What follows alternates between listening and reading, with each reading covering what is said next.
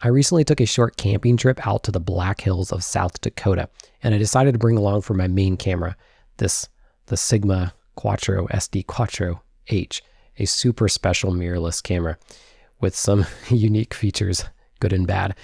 And in doing so, I was able to learn a lot about the pros and cons of this camera in some real world scenarios. Got some great pictures. I wanted to take you along for the ride and tell you about it.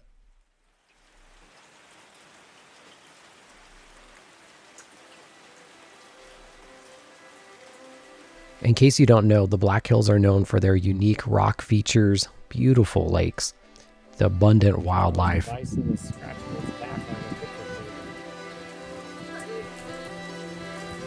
and some U.S. presidents carved into the side of the mountain. So that's what we went to see. I thought the Sigma would do a really good job at the landscape opportunities that we would have on this trip, and I was even willing to take a stab at it for wildlife, even though it's probably the worst wildlife camera you could possibly pick. It's super slow to autofocus. It's super slow to write a file, so file-to-file shots is slow. But I wasn't interested in photographing birds. I was mostly after bison, which are slow themselves. No offense to bison. Since moving to Iowa, the Black Hills are only about a 10-hour drive away. But I was bringing my 4-year-old son with me, so this becomes a much longer trip. By the way, his camera of choice for the trip was the Camp Snap camera that I reviewed a couple of months ago. He loves this camera. I love this camera for him because it's nearly indestructible, and he just loves to check things everywhere, which would make me really nervous with any other camera. So you're going to see this show up in some pictures. The two lenses I decided to bring for my Sigma were the 18-35 f1.8 art and the 100-400 millimeter f5 to 6.3. I've gone through a couple of Sigma lenses already in building this kit over the last couple of months, but these are the two that I've set on, plus the 50-100 millimeter f1.8, which is a beautiful lens, but is a huge and heavy lens, and I just thought it wouldn't get much use on this trip. The 18-35 was going to be my documenting family stuff and landscape lens, and the 100-400 would be for those bison, and that worked out really well.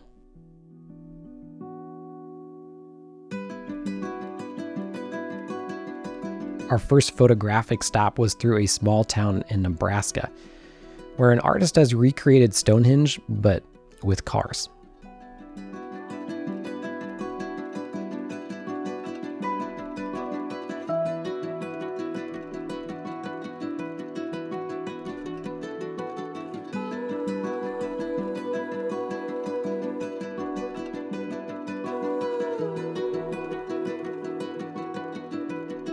The first night I had to set up the tent in the cold, in the dark, and in the rain, which wasn't very fun, but I'm glad I did it and we survived.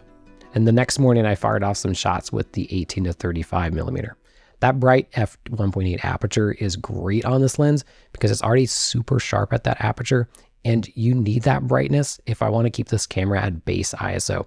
So if you don't already know about Foveon cameras, they get really noisy really fast as you bump up the ISO. So I was trying as much as I could to keep it down to ISO 100. And I know I just said ISO and ISO in the same sentence. People can get on me about that. Our next stop was Sylvan Lake, which includes beautiful rock features alongside the water and great hiking trails.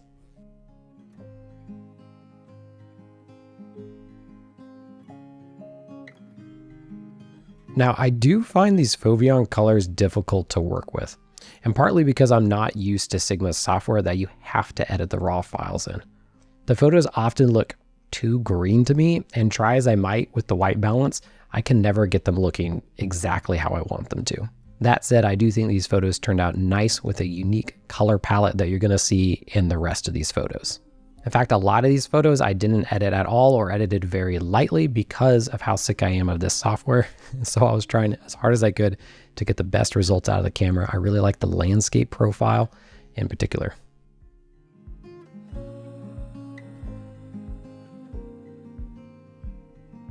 We then drove up through a scenic road that takes you through some single car tunnels through the mountains, which were super fun for me and my boy. Here I busted out the 100-400 millimeter even more for this nice shot of the tunnel, and it really performs very well for a super zoom. Mine actually has a broken autofocus, which meant that I could buy it for $150, which was a great deal. And actually, I'm not too hurt about that because the autofocus on this camera is horrendous. It's inaccurate and it's very slow. So manual focus is actually faster and more accurate, especially for a telephoto. So it doesn't hurt me that bad. And the other great thing about the 100-400 is that it features optical image stabilization, which is great because the camera has no sensor stabilization. That's the mechanism that moves the sensor around so that you can get more stable handheld shots at lower shutter speeds without that shake effect. And that's a particularly big downside for this camera, once again, because of the ISO limitations and not trying to get it too high and trying to keep it low, but then you get really low shutter speeds. It was a big problem for me too, because I'm actually really used to sensor stabilization. Some people aren't. It seems like a relatively new thing, but it wasn't in the Pentax world. Pentax and a few others, I guess Sony, because they inherited it from Minolta, had sensor stabilization, but Canon and Nikon have only adopted it recently. But because I've shot Pentax DSLRs for over a decade now, I'm just used to sensor stabilization and really low shutter speeds. So you're going to see a couple of shaky shots in this lot, and that's really on me.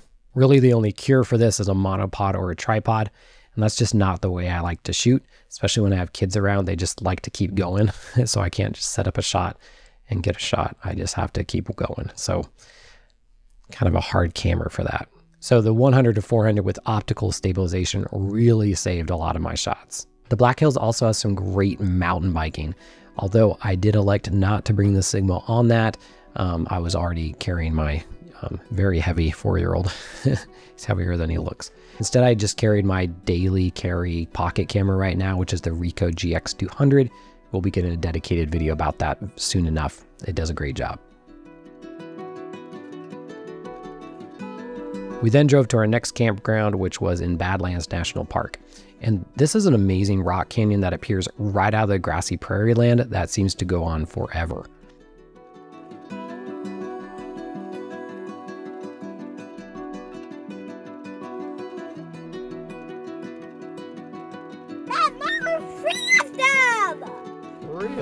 And it had loads of wildlife right outside our tent door.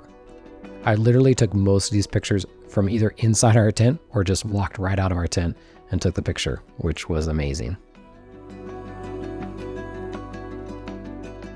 Several of these photos do suffer from that camera shake trying to handhold the camera. I really wish I would have caved in and bumped up the ISO. I'd much rather have a noisy shot without camera shake than a camera shake with nice grain, if that makes any sense.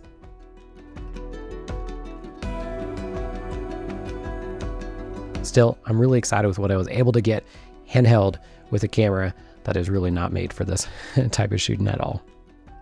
I have a lot more thoughts about this camera, including some infrared stuff that I've been playing with that I'll include in a full dedicated review of the camera, so subscribe if you're interested in that. Thanks for tagging along on this trip. Hope you learned something new. And until next time, as always, happy snapping.